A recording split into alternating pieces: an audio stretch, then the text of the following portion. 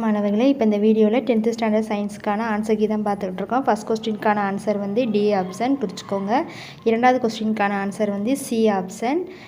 நீங்கள் வந்து லாஸ்ட்டில் அதில் வந்து கமெண்ட் பண்ணுங்கள். நீங்கள் இந்த 12 ஒன் வேர்டுக்கு எத்தனை மார்க்குன்னு சொல்லி நீங்கள் கீழே கமெண்ட் பண்ணுங்கள். கொஸ்டின் உங்களுக்கு ஈஸியாக இருந்துச்சா கஷ்டமாக இருந்துச்சான்னு நீங்கள் கீழே கமெண்ட் பண்ணிடுங்க. மூணாவதுக்கான ஆன்சர் வந்து பி ஆப்ஷன்.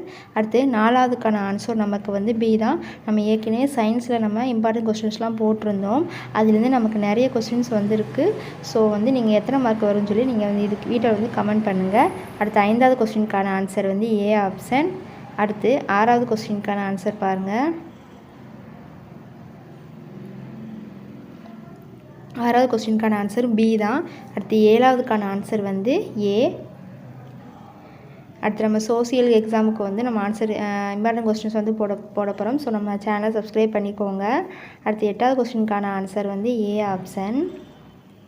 அடுத்து 9வது கொஸ்டின் வந்து உள்நோக்கிய சைலம் என்பது எதன் சிறப்பு பண்பாகும் சொல்லி கேட்டிருக்காங்க. இதற்கான ஆன்சர் பாருங்கள், பி ஆப்ஷன் ஸ்டெம் தண்டு. அடுத்து 10வது கொஸ்டினுக்கான ஆன்சரும் பி தான். அடுத்து 11வது கொஸ்டினுக்கான ஆன்சர் பாருங்கள், அளவுக்கு மிஞ்சிய மது பழக்கத்தினால் உருவாவது எதுனா கல்லீரல் சிதைவு. அடுத்து 12வது கொஸ்டினுக்கான ஆன்சர் நிரலாக்கத்தை தொகுக்க பயன்படுவது எது?